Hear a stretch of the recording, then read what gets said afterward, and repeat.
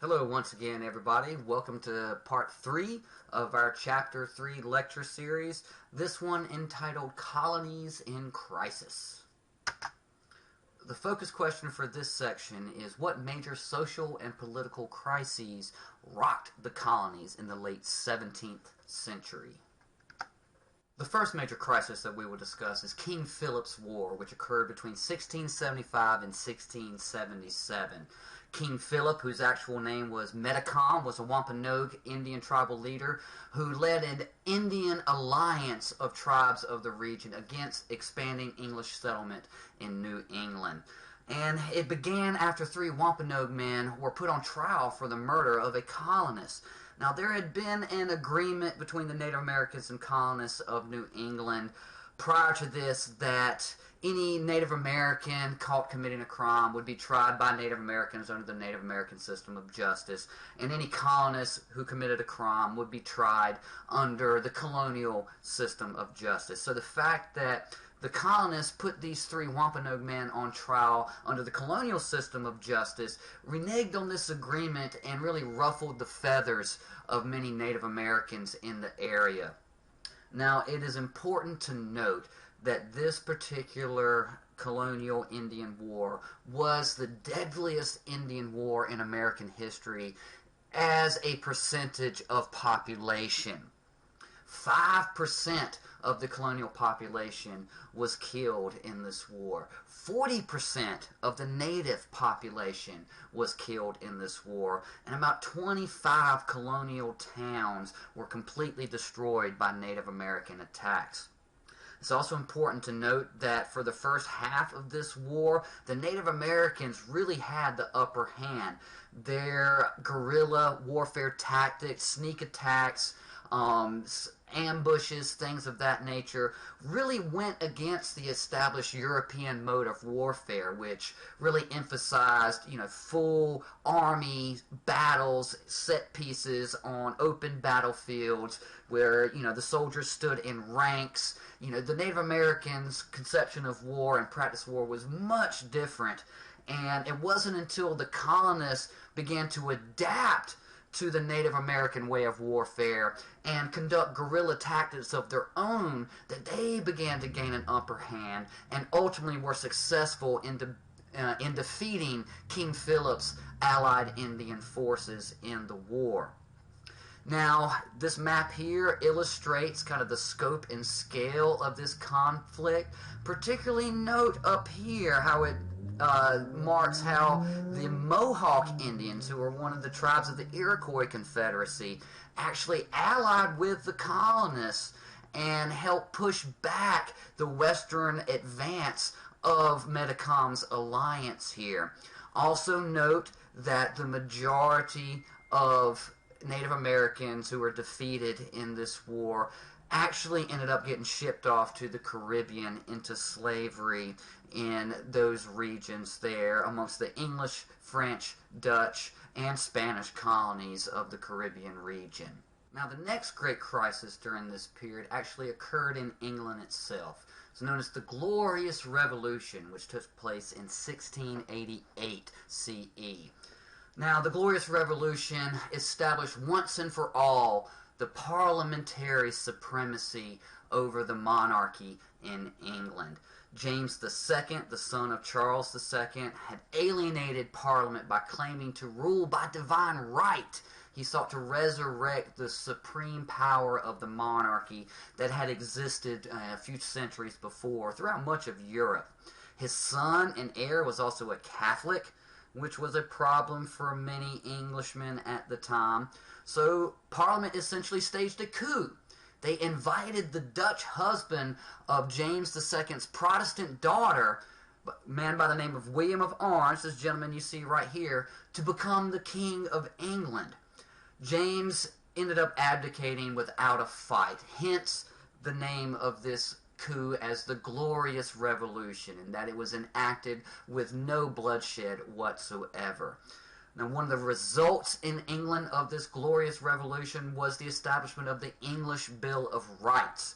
This Bill of Rights number one, gave Parliament full control over taxation. The power of the purse no longer rested with the monarchy in any way, shape, or fashion.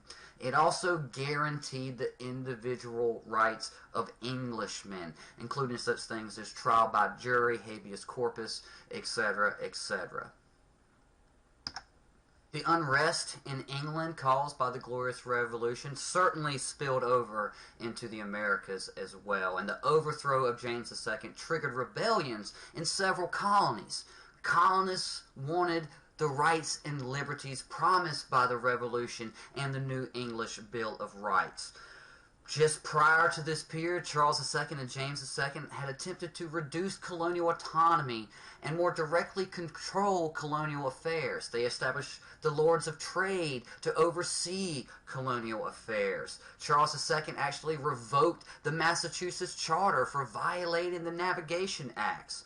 And James II combined Connecticut, Plymouth, Massachusetts, New Hampshire, Rhode Island, East and West Jersey into a new, larger conglomerate colony called the Dominion of New England. He also appointed a gentleman by the name of Sir Edmund Andros as governor with essentially dictatorial powers not answerable to any colonial legislature or anything like that. Two of the more significant rebellions that were caused by the Glorious Revolution here in the Americas included Leisler's Rebellion in New York. German-born Jacob Leisler led a rebellion against Governor Andros and his Dominion of New England. And Andros was actually jailed in the early stages of this rebellion, and Leisler helped to establish a committee of safety to govern the colony in the absence of the governor. However, William of Orange, now William III of England, refused to support Leisler and ended up having him executed, and a return to essentially the status quo for a brief period at least. In Maryland, the Protestants of Maryland actually joined together and overthrew Lord Baltimore. Now, in this case, William of Orange, now William III, sided with the Protestants. Probably had much to do with the fact that William was a Protestant himself. Now, the new government established by the Protestants in Maryland discriminated against Catholics, and this really ended the experiment in religious toleration in Maryland, and ironically converted power from the Catholics in Maryland, which, remember, had been established as a Catholic refuge, to the Protestant population of the Maryland colony. Now, the next great crisis of this period was King William's War, which occurred between 1688 and 1697. Now, this war was really a rivalry between New England and New France, primarily over those Indian alliances and access to trade. And of course, the Iroquois Confederacy that we have discussed earlier in this lecture played a very central role in this conflict here. Now, the war started in America, and in America it was mostly fought between French and English militia and their various Native American allies, but it also spilled over into Europe, where it was known as the War of the League of Augsburg. So in some ways, this could be argued that this was one of the first world wars or worldwide conflicts, a phenomenon that will repeat itself again in the next century. Now, this conflict sparked divisions amongst that Iroquois Confederacy. Some sided with the French, some sided with the English. So we start to see this Iroquois Confederacy begin to break down amongst itself over the various alliances that they were forming. Now, the result of this war was it really united those New England colonies, much more so than their previous unification as the Dominion of New England, against this perceived Catholic threat of New France. New England began to view itself as kind of the bulwark in North America against the Catholic incursions and the Catholic overtaking of the region. aftermath of the Glorious Revolution saw many changes put in place in New England. William III dissolved that dominion of New England that had been established previously and restored most of the old colonial charters, except for in Massachusetts, where a new charter was issued. This charter combined the Massachusetts and Plymouth colonies into one for the first time, and the colony of Massachusetts became a royal colony where the governor was appointed directly by England, and the government of England had more control, more say in the day-to-day affairs and governing of this new Massachusetts colony.